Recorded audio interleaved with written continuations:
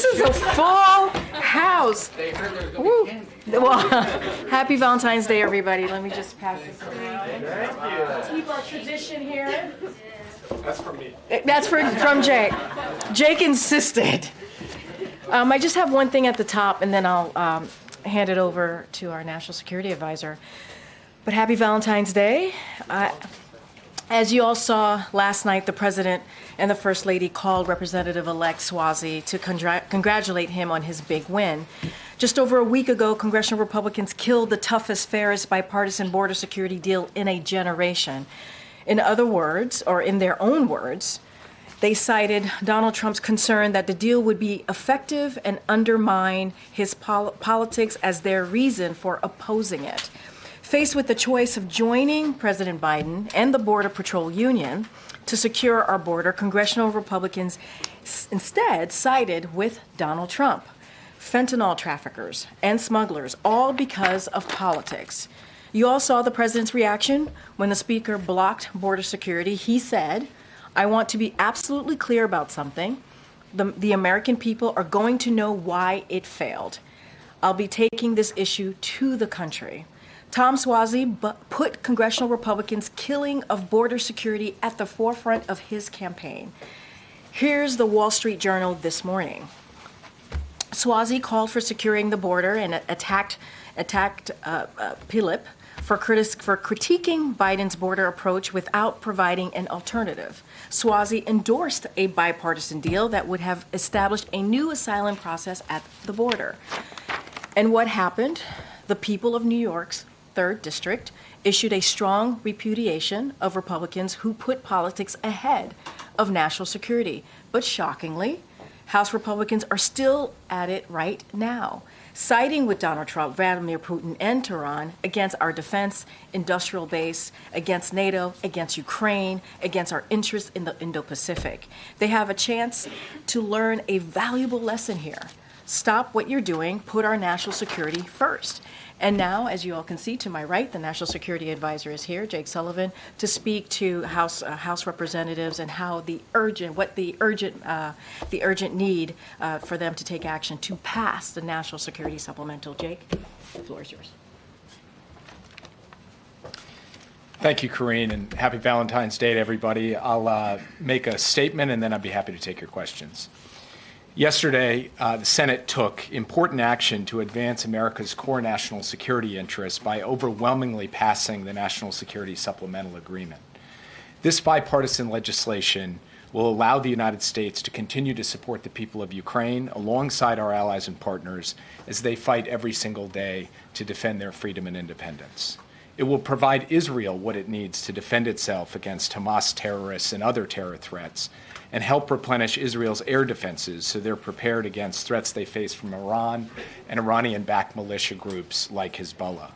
It will provide resources for our troops in the Middle East who have faced attacks from Iran-backed militias as they continue the important mission of defeating ISIS, as well as our forces who are protecting international commerce in the Red Sea from persistent attacks by the Houthis. The bill will provide life-saving humanitarian assistance for vulnerable people who have been impacted by conflicts around the world. That includes millions of Ukrainians who have been displaced by Russia's brutal invasion. It includes conflicts in Sudan and Nagorno-Karabakh, and this support also includes dealing with the urgent needs of the more than 2 million innocent Palestinian civilians in Gaza, the vast majority of whom have nothing to do with Hamas. We are engaged every day, directly and at the highest levels, in getting more aid into Gaza, and once in Gaza, getting it to the people who need it. In his calls and conversations with regional leaders, the President has worked through these challenges of humanitarian assistance at a concrete and granular level in order to help overcome obstacles and facilitate a sustained increased flow of humanitarian assistance. Innocent civilians in Gaza have suffered extraordinary pain and loss these last 4 months, and we're working around the clock to find a way forward that brings peace, security, and dignity for Palestinians and Israelis alike, with the security of the State of Israel guaranteed. The National Security Supplemental Agreement also continues our important investments in the U.S. defense industrial base, supporting jobs across the country. We've already ramped up production lines in 40 states over the past 2 years, expanding factories and hiring American workers to make the weapons Ukrainians are using on the front line in their fight for freedom, thanks to previous funding that Congress has provided. The investments this bill puts forward will allow us to strengthen our own domestic manufacturing capacity, revitalize our submarine industrial base, and improve our military readiness. It also increases support to allies and partners in the Asia-Pacific and sends a powerful message that even as we're dealing with immediate crises and challenges in Europe and the Middle East, we're keeping our eye on the ball on the long-term strategic position of the United States of America in the critical Asia-Pacific region. You heard the President yesterday thank the broad bipartisan coalition of senators who came together to advance this agreement. And he urged Speaker Johnson to quickly bring this bill to the floor of the House of Representatives for a vote. Because we know if that vote comes to the floor of the House of Representatives, it will pass on an overwhelming bipartisan basis, just as it did in the Senate. As the President said, we cannot afford to wait any longer. Every day comes at a cost to the people of Ukraine and to the national security interests of the United States of America. The stakes are getting higher. The costs of inaction are also getting higher every day, especially in Ukraine. We've been increasingly getting reports of Ukrainian troops rationing or even running out of ammunition on the front lines as Russian forces continue to attack both on the ground and from the air, trying to wear down the Ukrainian air defenses that we've worked so extensively to build up over the past 2 years. So our allies are watching this closely. Our adversaries are watching this closely. There are those who say U.S. leadership and our alliances and partnerships with countries around the world don't matter or should be torn up or walked away from. We know from history that when we don't stand up to dictators, they keep going. And the consequences of that would be severe for U.S. national security, for our NATO allies, for others around the world. And so President Biden is determined to get this done on a bipartisan basis through the House of Representatives to get this aid out the door so that we are helping our friends and partners and we are helping ourselves. And with that, I'd be happy to take your questions. Yeah. Thanks, Jake. Shortly before you came out, Congressman Mike Turner issued a statement saying that President Biden should declassify intelligence related to a, quote, serious national security threat. What can you say about the threat and what the administration plans to do? So first, I reached out earlier this week to the Gang of Eight to offer myself up for a personal briefing to the Gang of Eight. And in fact, we scheduled a briefing for the 4 House members of the Gang of Eight tomorrow. That's been on the books. So I am a bit surprised that Congressman Turner came out publicly today in advance of a meeting on the books for me to go sit with him alongside our intelligence and defense professionals tomorrow. That's his choice to do that. All I can tell you is that I'm focused on going to see him, sit with him, as well as the other House members of the Gang of Eight tomorrow. And I'm not in a position to say anything further from this podium at this time, other than to make the broad point that this administration has gone further and in more creative, more strategic ways dealt with the declassification of intelligence in the national interest of the United States than any administration in history. So you definitely are not going to find an unwillingness to do that when it's in our national security interest to do so. At the same time, we, of course, have to continue to prioritize and focus very much on the issue of sources and methods. We'll do that. Ultimately, these are decisions for the president to make. But in the meantime, the most important thing is we have the opportunity to sit in a classified setting and have the kind of conversation with the House intelligence leadership that I, in fact, had scheduled before Congressman Turner went out today. Yeah. But just to be clear, Turner calls this an urgent matter with regard to a destabilizing foreign military capability. Are you aware that there is an emerging serious threat here that he's referring to? Again, I'll just say that I personally reached out to the Gang of Eight. It is highly unusual, in fact, for the National Security Advisor to do that. I did that to set up a meeting. The Senate's not here. The 4 House members have agreed to that meeting. This is well before Congressman Turner came out today. We'll have that conversation tomorrow. I'm not going to say anything further today. But do you believe that this is about the same thing? When you set up that meeting to reach out to them, were you intending to discuss this matter? Well, I'll leave it to you to draw whatever connections you want. All I can say is I reached out to see Turner. Turner's gone out publicly. I'm going to go see Turner tomorrow. That's where I want to leave things for today. Yeah. Without this funding, how long can Ukraine hold off the Russians? And do you have other ways to get them weaponry, such as through NATO allies? So first, our NATO allies have stepped up in a significant way when it comes to burden sharing in the provision of military assistance to Ukraine. Take a country like Germany, which has offered up $8 billion over the course of this year for Ukraine, and many of our other allies have brought forward a significant number of capabilities from the UK all the way over to the Baltics. They will continue to do that. But the United States has provided a significant share of that, and that hole cannot be fully filled by other allies and partners, and we need to stare that truth square in the face. In addition to that, when it comes to some of the capabilities that the United States has that other countries don't have, we need the drawdown authority and resources to go with it so that we can replenish our stocks, so that we can give things that we have that others don't have. So when you put it all together, there just is no substitute for the United States coming forward with this funding. As far as how long Ukraine can hold on, I mean, you're talking about a brave, resilient, courageous, determined people who are defending their homeland. They're going to keep fighting, but they're going to fight from a less strong position if they do not get the replenishment of ammunition, air defense interceptors, and other capabilities that they need to be able both to withstand Russian advances and to take territory back that the Russians are currently occupying. So I can't put a timetable on it. All I can say is that each passing day, each passing week, the cost of inaction from the United States that's being borne on the front lines by brave Ukrainians is rising, and that's why we so urgently need to pass this bill.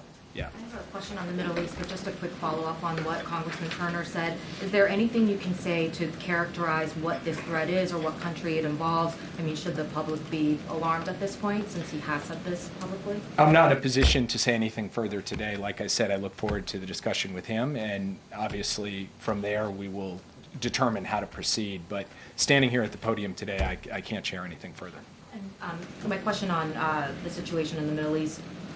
As you are pushing for this weeks-long humanitarian pause and hostages release, does the U.S. expect that Israel would pick up its military operation once that temporary pause in fighting is over, or is the expectation, or maybe even the hope, that that temporary pause would turn into a permanent pause and effectively an end in the war? Well, what the president said earlier this week when he was standing with King Abdullah after their meeting is that we're looking for a temporary pause as part of a hostage deal, and then to build on that into something more enduring. What that looks like exactly, on what parameters, where Hamas fits into that, all of the other pieces, that's things that we're going to have to work through with our partners in Israel and with others. But the goal would be to start with the temporary pause and see what we can build from there. But not have the fighting resume after that temporary pause. Is that right? Well, that is the goal. The idea is that you have multiple phases as part of the hostage deal, and you try to move from one phase to the next so that an initial period of pause can be extended as more hostages come out, more commitments are made, and so forth. Where that goes exactly, I can't predict today. What we would like to see, what the president also said in his remarks, is that Hamas is ultimately defeated, that peace and security come to Gaza and to Israel, and that we then work towards the longer-term issues related to a two-state solution with Israel's security guaranteed. But it all begins by trying to get that pause in hostilities for a certain period of time, and then that opens the potential options for where things can go from there without prejudging anything, because this is a dynamic situation, and we'll have to stay in very close consultation with the Israelis to ensure that their interests, their security is continuing to be protected in all of this. Yeah. Thanks, Jake. On FISA, there are a couple of amendments that are being considered. One of them would require a warrant for every query of lawfully collected data. If that were to pass and get into the bill, would the president veto that bill? So I'm not in a position to stand here today and make veto threats on behalf of the president. Those are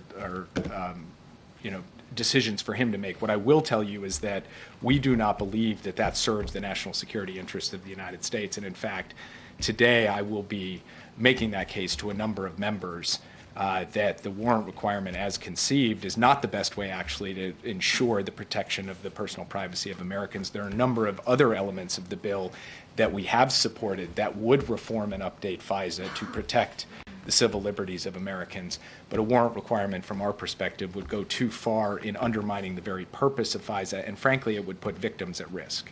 Also on TikTok, sir, just as the National Security Advisor, is it at all problematic for the president's campaign to be using a platform that is deemed a national security threat? Is there a risk that mixed messaging here could be a problem? I'm not going to deal with campaign questions here. All I will say is that the United States has supported legislation in the Congress to give us a broad set of tools and authorities to deal with the larger issues of social media platforms. We continue to hold that position. Nothing in that has changed. Yeah. Is there any update that you can give on the 301 tariffs review on China? Do you know when we can expect a decision on that? I can tell that I'm fulfilling everyone's deepest desires here, and I'll answer your question too by saying I have nothing to offer you on that other than that review is ongoing, and when we have something to share, we'll share it. Yeah. Thank you very much. Just on Secretary Austin, I know that he's recovering from the hospital, but is there conversations about contingency if he's not able to continue to serve, just given that this is the second time he's been hospitalized? I spoke with Secretary Austin at some length yesterday afternoon, secure on a range of issues.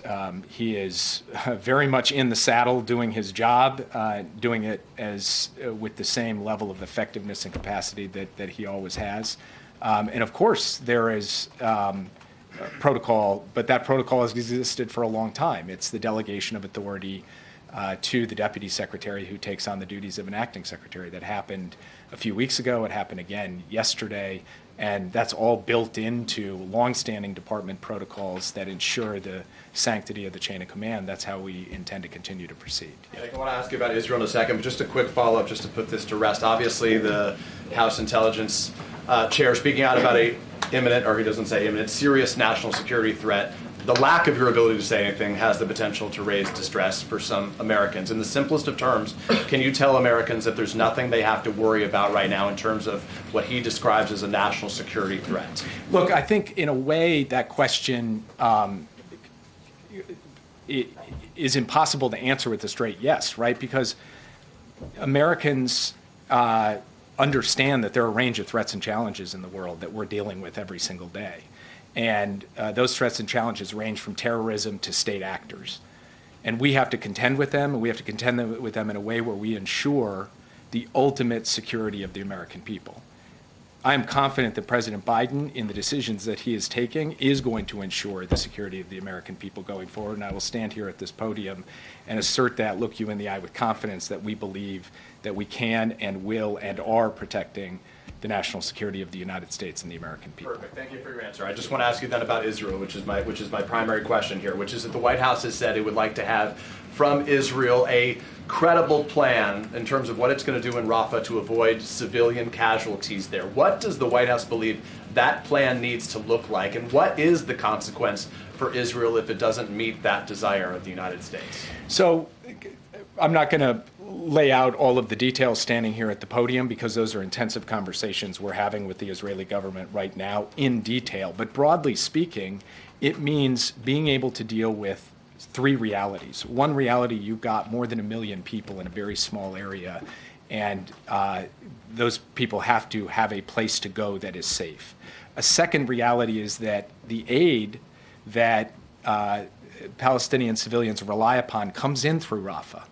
And so if military operations either disrupt the crossings, Kerem Shalom and Rafah crossing coming in, or disrupt the distribution points, that will make it more difficult to move aid around. So we need answers to the question, not only where do people go, but how do they get a sustained level of aid, food, medicine, water, shelter. And then the third reality is that this is pressed right up against the Egyptian border. And you've heard directly from the Egyptians their concern about what that could potentially mean on that border, and there needs to be a clear answer to that question as well. Those are the kinds of things we are talking about with the Israeli government, and the president has been clear, as he said in his remarks on Monday, we need to see that credible and implementable plan. And the consequence if they don't meet that? So I'm not going to speculate here today on the if-then hypothetical. I will just say that our position on the question of Rafah is clear, and we are pressing very hard on this basic issue that you've got exposed, vulnerable civilians in Rafah. They need to be protected.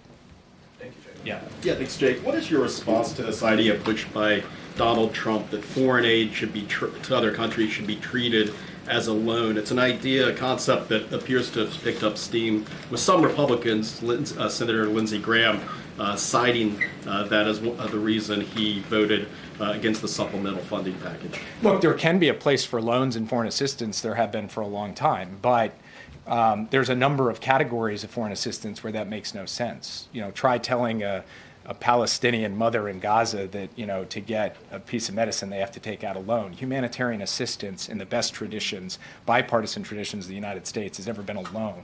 It's been something we provide to people in desperate need in conflict situations. So that's one category where I think the loan concept just has never applied and makes no sense to apply. A second is when you're dealing with a country that is fighting for its life, like Ukraine, that needs an economy to remain basically afloat, basically intact, and not collapse and have the entire weight of the country collapse with it.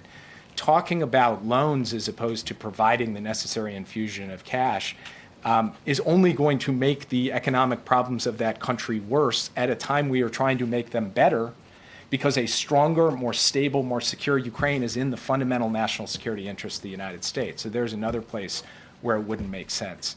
And then, of course, you have the funding for Israel in the supplemental, including money designed to ensure Israel's security.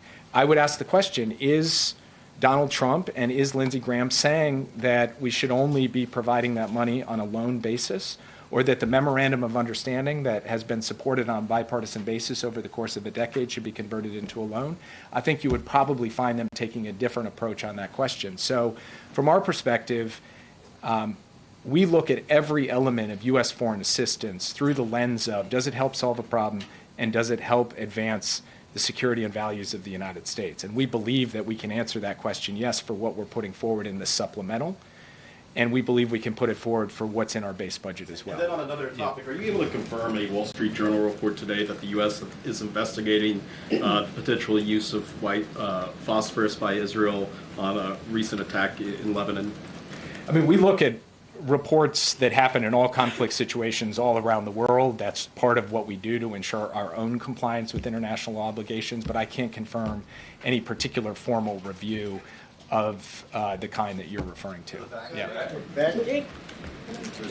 I wanted to ask, there was an Axios report on a shipment of flour being blocked by Israel getting into Gaza. Can you confirm that this aid hasn't been able to come through? And if there's already issues right now getting aid like flour in to Palestinian people, then when an operation does happen in Rafah, how can you guarantee that that aid will still be able to come through? Well, that's why we're asking the question on the aid coming through. And you're right, that aid, that flour has not moved the way that we had expected it would move, and we expect that Israel will follow through on its commitment to get that flour into Gaza. But we are asking the question, how do you do something like Rafah and make sure all those innocent people not only are protected physically but can have access to aid? That is precisely the point that we are pressing on quite actively as we speak. About the Munich Security Conference really quick. The VP obviously headed there today. The president said when he went 3 years ago that America is back, the Transatlantic Alliance is back. But there are some concerns from European allies about that. So what message can the VP send when she heads there today? Well, look, one thing she can say is that the NATO alliance is bigger, stronger, and more vital than it has been in 75 years, having just added Finland and about to add Sweden. That since President Biden took office, we've gone from 9 NATO allies who were hitting their 2% threshold to 18. We have doubled that number in 3 years. You've got NATO countries stepping up now with implementable plans for the defense and deterrence of the East and the South in a way that you never did before.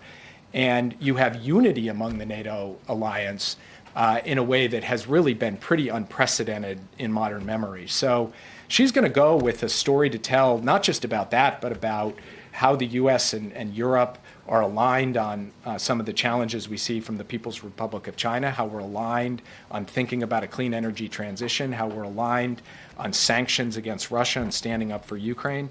But she's also going to say, we're at an important moment here. And it is a time for choosing, and President Biden is making clear where he stands on these issues, and he thinks the American people are with him in standing strong for NATO and for transatlantic unity. Yeah. There has been rocket fire exchange between Hezbollah and Israel today. Do you think that can slip into some kind of escalation? And on Gaza, President Abbas has asked Hamas to compromise and conclude the hostage deal. Would the United States put more pressure on Netanyahu to compromise as well? And there's only one functioning hospital in Gaza for 1.5 million people. Many paramedics and doctors have been killed, as you know very well. What can you do? Is this acceptable for the U.S.? What can you do apart from the humanitarian aid that actually there is functioning hospitals for so many people who've been injured? So we do remain concerned about the possibility of escalation along Israel's northern border between Israel and Hezbollah. Hezbollah has been firing deeper and deeper into Israel, including in recent days. This is a matter of concern for us. It's something that we are in very close contact with the Israeli military, the Israeli intelligence services, and the political leadership about, and we will continue to work to try to generate an outcome in which Israel's security is guaranteed, their people can return to their homes, and the terror threat from Hezbollah is not the kind of acute threat that it has grown into as Hezbollah has moved closer and closer to the border in recent years. So we will keep working on that. With respect to the hostage deal, President Biden spoke with Prime Minister Netanyahu over the weekend. He made a he strongly advocated for moving forward to get this deal done and to capitalize on the progress that we have seen. He will continue to do that, and we will continue to stand up for the need to get a hostage deal, to get those innocent people home, and also to get a sustained pause that can help us move a lot more humanitarian assistance in. And frankly, in that context, also deal with some of the urgent medical needs that your last question raised. A hostage deal, a sustained pause, opens the door to being able to alleviate a significant amount of the suffering, including the medical suffering of the people, the Palestinian people. It's interesting what Abbas said. I'd just make one more point about Rafah. We have been unequivocal, as I have from this podium today, about the need for a credible and implementable plan to protect civilians. I would also point out that Hamas has to account for itself as well. Hamas is hiding among civilians, embedding itself among civilians in ways that also put those civilians at risk. And so some of the international community's questions and pressure should be on Hamas. And Abbas coming forward to do that today is kind of unusual because there hasn't been enough of that from enough voices in the international community. Yeah. Can I follow up on Gaza on deal, because the Israeli Prime Minister has decided not to send a delegation to Cairo for the talks. So what does it say about the prospect of this hostage deal? Do you believe can be reached? And I have another question on Venezuela, but can I ask? We believe that there can be a deal, there should be a deal, and everyone should keep working hard to get that deal. I can't speak to the specific tactics of a meeting on any given day, but the direction of travel has got to be everybody doing everything they can, including the government of Israel, to try to reach a deal that is good for Israel, that is good for regional security, and that the United States is going to keep pushing hard on privately with the Israeli government and publicly from this podium. Go to Venezuela very quickly, because the administration, do you believe the administration misread Maduro's intention? Do you think the elections in Venezuela can be fair? And another question very quickly about Brazil, because recently President Biden and President Lula exchanged letters related defending democracy. Last week, the Brazilian Federal Police seized the passport of former President Bolsonaro as part of an investigation of attempted coup in Brazil after the election. And do you think they related to this from Brazil and work together? So on your first question, the structure of the understanding between the United States, the Maduro regime, and the opposition was not built on some kind of, enduring faith in the implementation of the agreement. It was built on verification. So what did we do? We did a 6-month license for certain sanctions alleviation. That 6 months is up in April. we will see at that point where we are with respect to the Maduro regime following through on its commitments, and then we'll make our determinations about how we proceed from there. So embedded in the structure of the deal was the very kind of verification to see whether or not they were prepared to do the things they said they were going to do. We weren't going to prejudge whether they were or they weren't. We were going to design an outcome where if they did, okay, we can move forward, and if they didn't, all right, we would take a different course. And that's exactly how we intend to proceed. So we laid out up front what we were going to do, and that's how things will transpire from here. And I'm afraid I don't have any comment on the particulars of the case in Brazil. That's become a matter for the Brazilian courts to decide, and it probably wouldn't be appropriate for me to opine on from this podium. Yeah. Brazil. Thank you. Thank you, Jake. Two questions on the Middle East. In Gaza, in recent weeks, there have been two 17-year-old U.S. citizens killed by Israeli Defense Forces, and there are at least 3 more U.S. citizens who have been detained in the West Bank by Israeli forces. What's the Biden administration doing to protect American citizens in Gaza and the West Bank right now? And then I have a follow-up. So first on that, in these cases, when we see reports like this or we get outreach from families, we engage with the Israeli government on it. There are investigations pending in the cases that you described, and we'll continue to work that aggressively. And we have made clear from the start that the United States is focused on the welfare and well-being of American citizens wherever they are, whether it's in the West Bank or Gaza or Israel or any other country in the region or indeed in the world. That remains the commitment of the president, and that's what he will continue to do. On a broader political question on this conflict and these relations with the Israeli government, Prime Minister Netanyahu has had in the past no qualms about meddling in American politics, usually to the detriment of Democratic presidents. I'm sure you're familiar with this history. Why does the president believe that Netanyahu is operating in good faith? And is there any concern, either among the president or his advisors, that the prime minister is deliberately inflaming the situation, in part at least, because he believes doing so will inflame voters here in some constituencies, reduce support for President Biden, and possibly get him a more sympathetic president in January 2025 who would give him a free hand to do whatever he wanted? I'm not going to characterize the motives of another political leader from another country from this podium. I see no upside in that. President Biden has had a long relationship with Prime Minister Netanyahu. It is a direct and candid relationship. The touchstone of everything the president does when it comes to dealing with any Israeli prime minister is it's not about the leader, it is about the security of the state of Israel, the U.S.-Israel relationship, and most fundamentally, the American national security interest.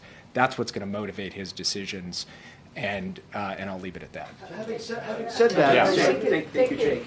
I've got a question about Chinese lab safety and then a China-Ukraine question for you. On Chinese lab safety, there was a scientific study preprint last month that went viral that's reignited concerns about Chinese scientific research. After the coronavirus, of course, killed more than 1 million Americans after potentially leaking from a Wuhan lab. And in this study, humanized mice were injected with the coronavirus variant, and the variant killed 100% of them, which scares people, of course, because, that's all of them. There are a lot of unknowns about this, but there are prominent scientists who are saying that this research is reckless. So I was wondering if you could say if the U.S. government is following this study, and if there's anything broader you can say about concerns about Chinese lab safety. So we've documented in the past over many years concerns about biosafety, biosecurity practices of a number of countries, China being one of them. That's something we continue to be vigilant about because biosafety and biosecurity, particularly of hazardous biosubstances anywhere in the world, can ultimately come back and harm Americans. So it remains a significant focus of multiple agencies of the U.S. government, and we'll keep working on that. Yeah. There are a couple of significant developments recently in investigations into the president's role in his family's foreign business dealings that bear on current political debates, and I was hoping that you could help Americans digest these bits of information. On China, there was a recent revelation from impeachment inquiry testimony that the president in 2017 met with the chairman of CEFC China Energy at the Four Seasons Hotel not far from here. Yi Jianming has since gone missing in China amid corruption allegations. How should people think about that amid U.S.-China tensions and the president's potential exposure here? And in Ukraine, according to laptop records and a former business partner, the mayor of Kiev, Vitaly Klitschko, was involved with a Burisma subsidiary that was chaired by the first son. How should Americans think about that amid the Ukraine foreign aid debate? I got nothing for you on that. Yep. Jack, on the NCG agreed upon by the President Biden and the South Korean President Yoon last year. And what is the reason for the transition of the U.S. and ROK nuclear consultative groups from the National Security Council to being led by the Ministry of Defense? What is the reason for the transition for that? So first of all, the NSC remains fundamentally engaged in the NCG, and this is an interagency process. It involves our Department of Defense, it involves our Department of State, the NSC, our intelligence community, and the same on the other side. This was directed by our two presidents out of the summit here in Washington, in the Washington Declaration. It remains a high priority for all of us. And the work of the NCG, frankly, speaks for itself. And we will continue to be proud of that work because we believe it's enhancing the security and extended deterrence in the U.S.-ROK alliance. I'll take one more question. Yeah. Thanks, Jay. Do you have any more information on Ukraine's claims to have blown up a Russian warship in the Black Sea? And can I also ask you what that says about Ukraine's ability to carry on operations despite the current blockage of US aid? So I don't have anything beyond what the Ukrainians themselves have come out publicly to say. And, as I was saying earlier, it's not like Ukraine is going to lay down. They're defending their country. They're going to fight with everything they've got. And they have capabilities they're getting from other countries, capabilities that they are developing indigenously with their own defense industrial base. That will continue. The point that I was making is the gap between that and where they can and should be with American assistance backing them is a significant gap, a gap that needs to be filled for Ukraine to achieve its long-term aims in this war. Jake, thanks, everybody. President fit to serve. President, specifically, Jake. Thanks, Jim.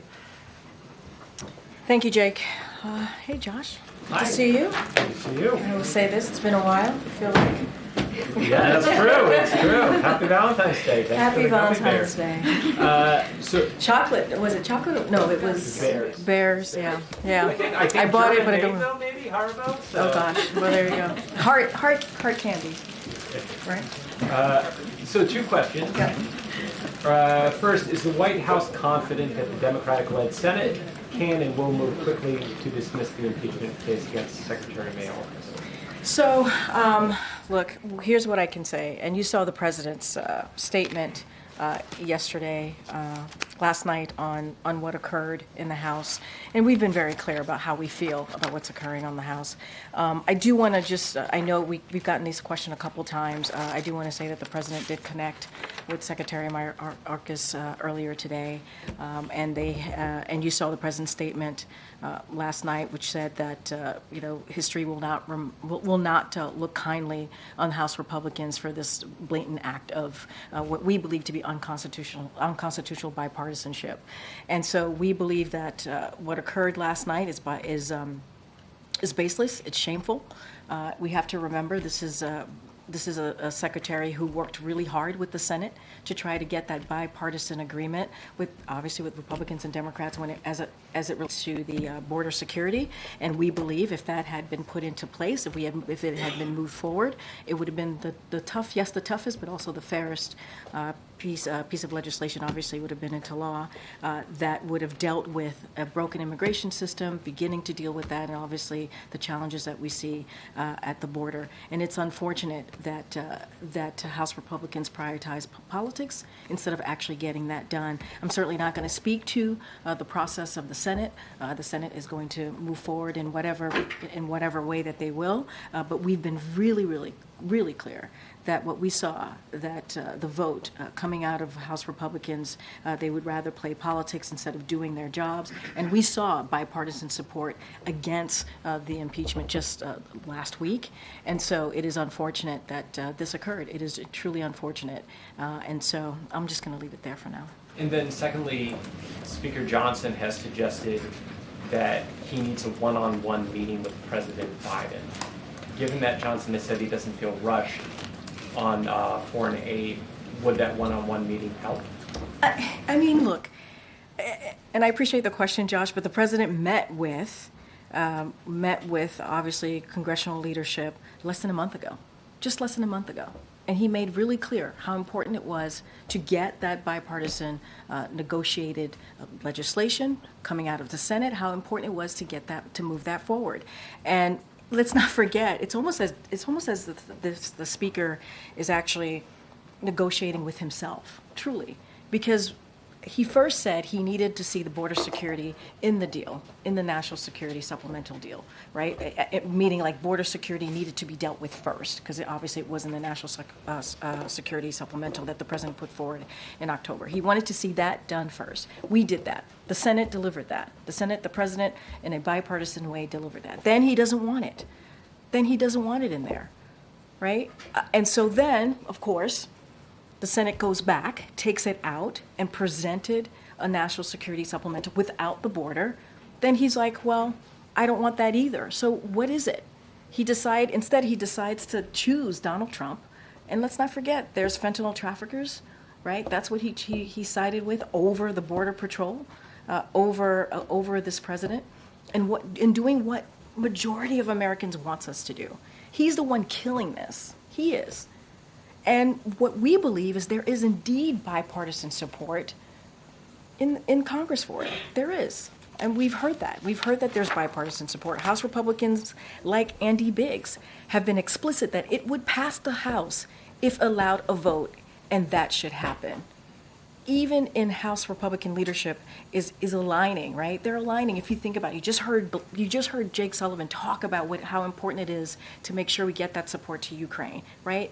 By doing what they're doing, the leadership, they're supporting Putin, right? They're siding with Putin and Tehran. You heard me say that at the top. So if the speaker would actually put this bipartisan bill to the floor that deals with our national security, it would actually pass in a bipartisan way out of the House. And that's where we are today. But just to follow on that, you mentioned that the president did meet with leaders about a month ago. Since then, the Speaker's office says the president has declined multiple requests that they have made for this one-on-one. I guess just given what you and the president say is at stake here, why not meet with him? I mean, it seems that you're saying there's just nothing to be gained by the president getting in a room with the Speaker. But Mayor, and I get what you're saying, but we've actually delivered multiple times, the Senate has, on what the Speaker is asking for.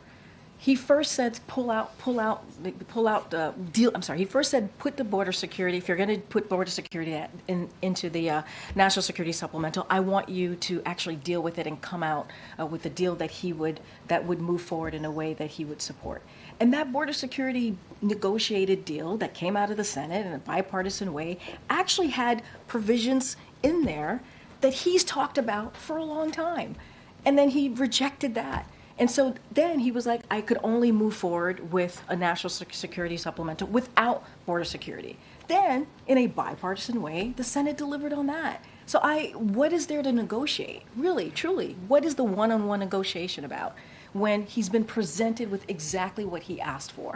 So he's negotiating with himself. He's killing bills on his own. And if he were to put that bill that just came out of the Senate, the national security supplemental that doesn't have border security in it because he said he didn't want it, he changed his mind, it would pass. It would pass in a bipartisan way. So it just doesn't make sense to us. So how do you persuade him to put the bill on the floor? We're going to continue to put pressure on him. We're going to continue to answer the questions that you're asking. We're going to be very clear. The president was very clear yesterday in his statement. The National Security Advisor was very clear in his statement. We have been talking to congressional leadership and congressional members for some time. And this is not about politics. This is about national security needs. And it is critical, it is important to make sure Ukraine has what it needs.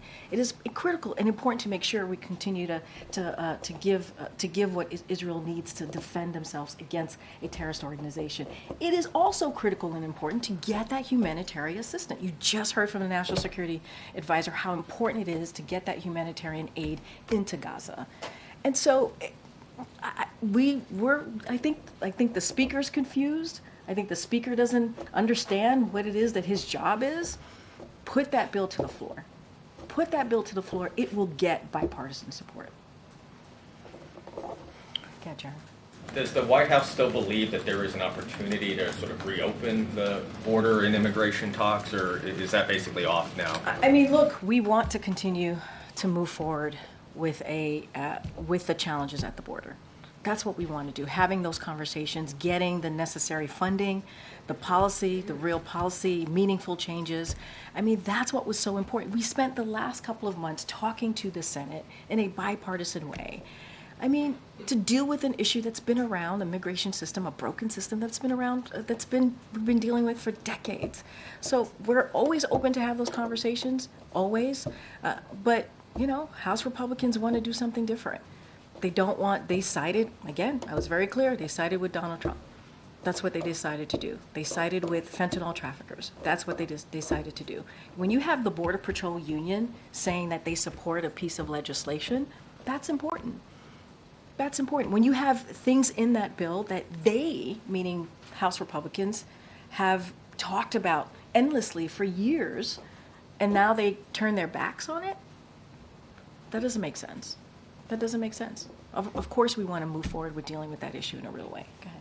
Thank you so much. I have a NATO question and then a Middle East question. Starting with NATO, what does the White House make of candidate Trump's proposal for a tiered alliance at NATO, and how would you characterize the difference between the Trump and Biden foreign policy doctrines? And then just secondly, is the administration seeking to reassure allies in the wake of Donald Trump's comments on NATO?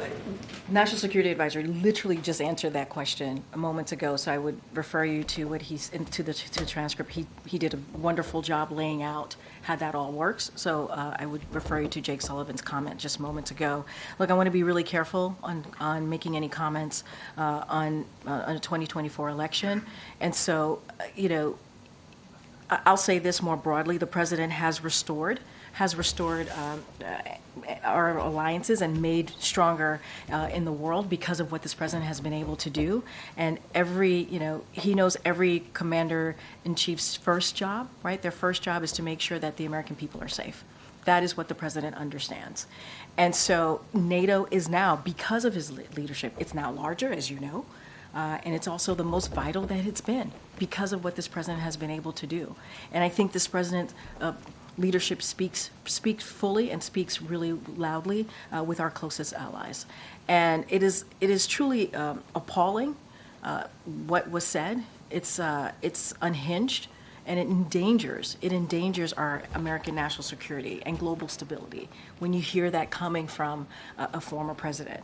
So, we're going to continue to be steadfast. The president understands how important it is to continue to make our alliance strong with NATO, and you've seen that. You've seen that in the past 3 years. But obviously, those comments does not put our national security in the forefront. It does not help keep us safe, and it is appalling to hear those types of comments. Comprehensive answer. Moving along to the Middle East, Iranian proxies are still targeting Red Sea shipping vessels. Why is that? Why does the U.S. seem powerless when it comes to safeguarding commercial shipping? And then just very quickly, the president's campaign TikTok has been flooded with criticism over the U.S.'s support of Israel. How do you respond to that? So look, I mean, our position doesn't change, right? We've been really clear on our support for Israel to be able to defend itself. Obviously, within the international humanitarian law, we've been very clear about that.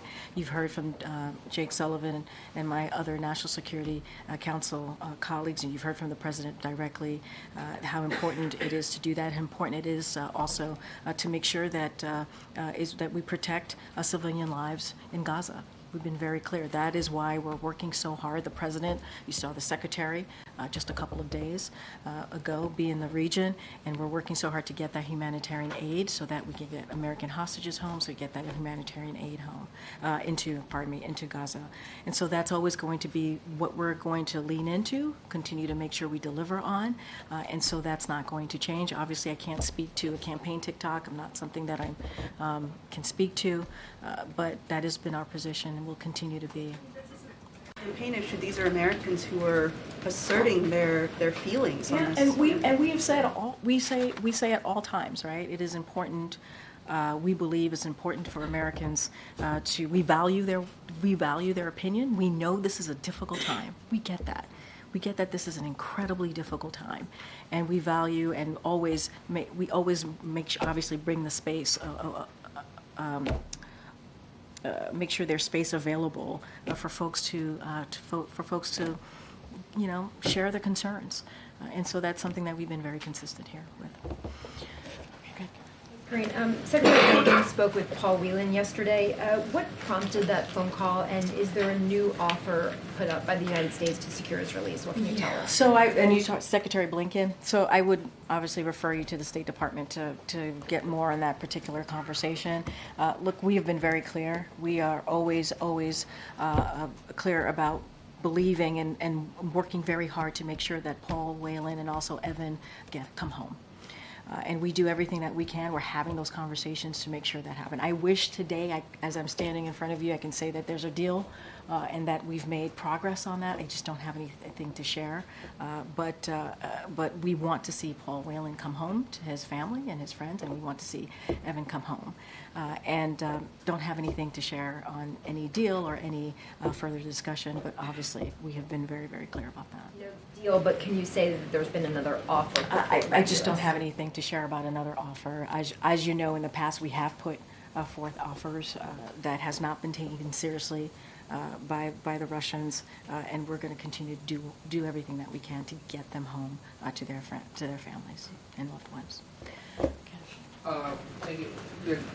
Jake talked about speaking with Secretary Austin yesterday. Has the president had a chance to talk to him? Yes, I can confirm that yesterday the president spoke to Secretary Austin, and obviously he continues to wish him a speedy recovery and is looking forward to the secretary going back to the Pentagon. Obviously, the secretary is still working, is working from home, but he's looking forward for the secretary to get back to the Pentagon. The president took time to call Congressman-elect Swazi last night. Any chance he talked to the Homeland Security Secretary about his impeachment? Yeah, I think I said that at the top. Yes, I did. Forgive That's me. okay. That's all right. I was just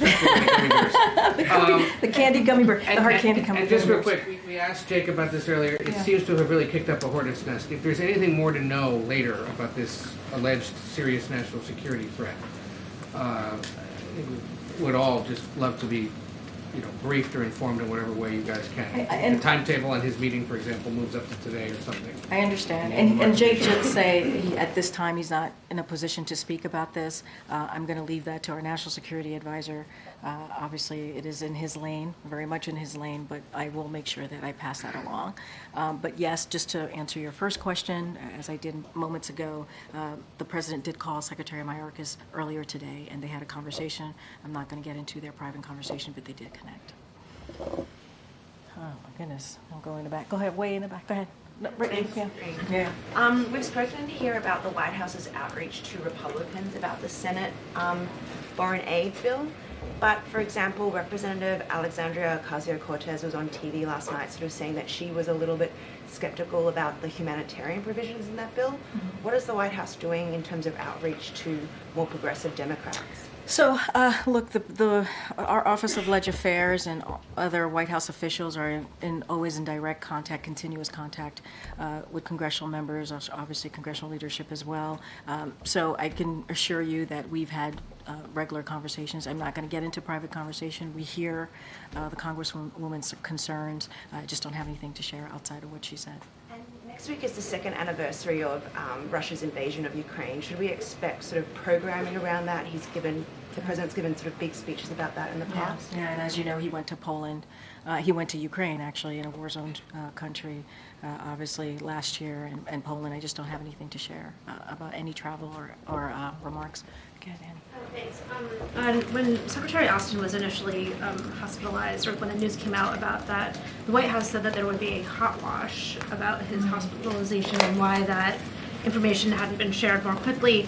Can you give us an update on the status of that hot wash? I don't have an update. I know that's something that the Department of Defense was doing. I don't have an update on that. I would refer you to them directly on that specific question. One other question on East Palestine. Can you give us any more of a sense for why the president is going on Friday? Why does Friday evening make the most sense? And what can we expect to hear from him? So we'll have certainly more to share with you. As you just stated, the president is going to go to East Palestine this coming Friday. It was at the invitation of the mayor. The president has always said when the time is right and when it made sense for him to go, he would go. And so that's what he's doing. He's going to be on the ground.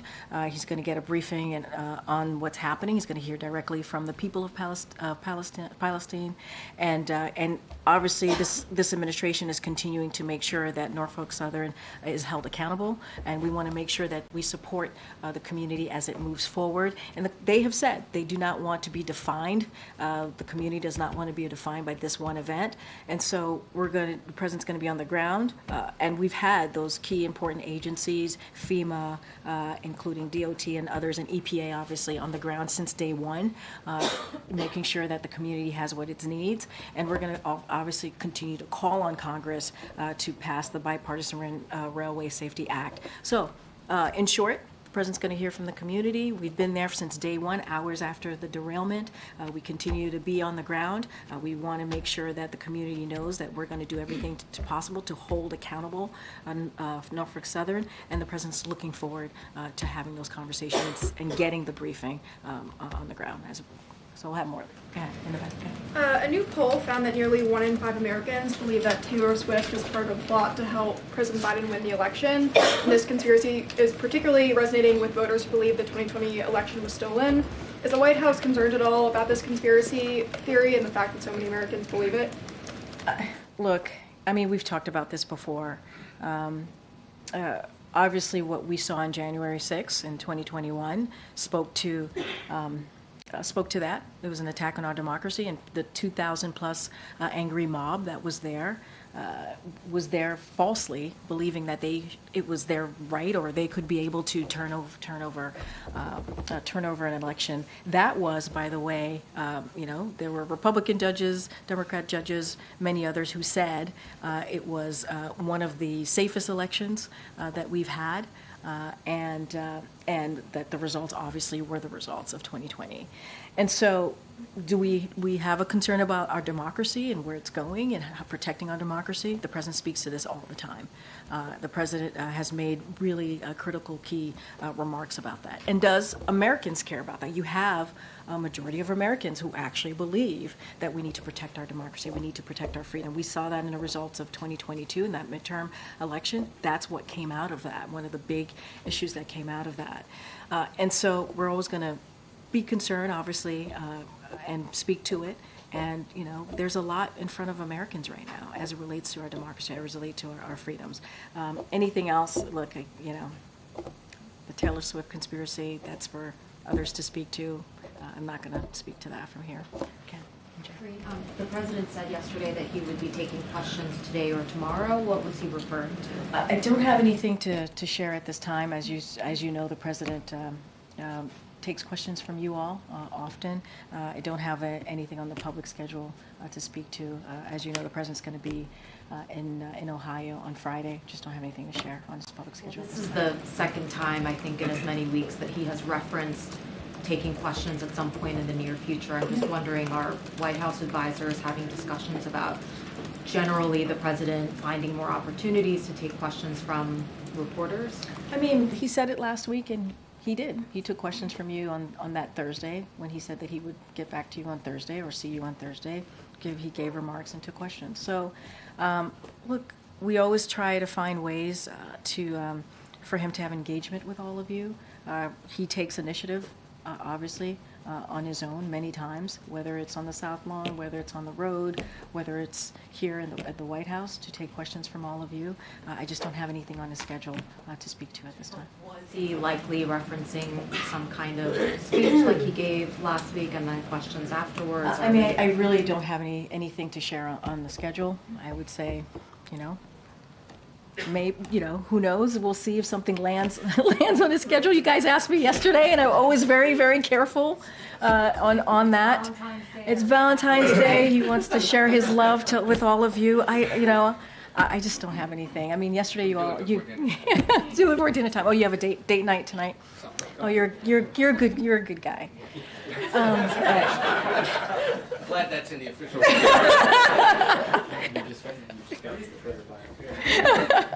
But you all asked me that yesterday, and I'm always very careful, and didn't have anything at the time when you all asked me the same question.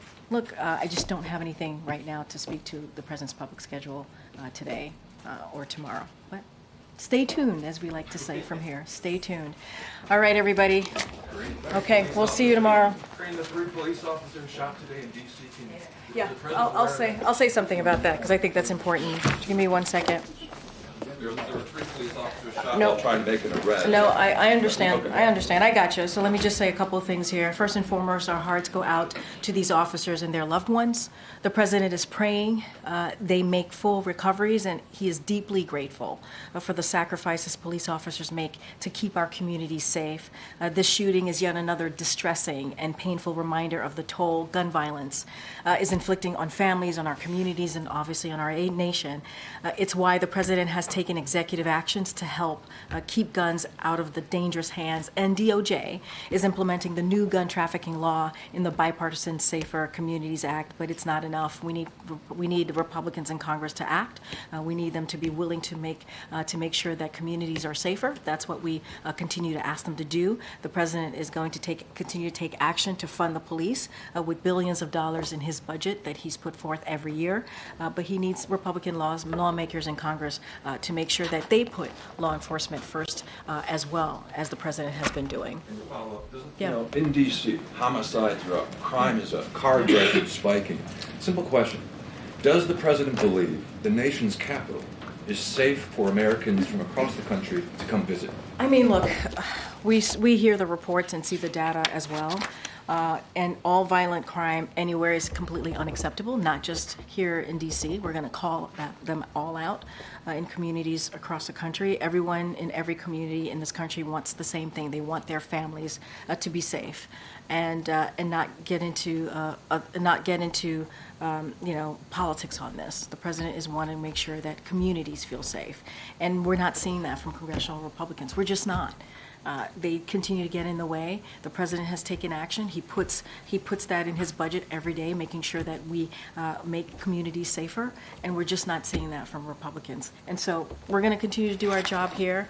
We want Republican congressional members to join us in that, and I'm going to leave it there. I'll see you all tomorrow. Thanks, everybody. Happy Valentine's Day. Happy Valentine's Day.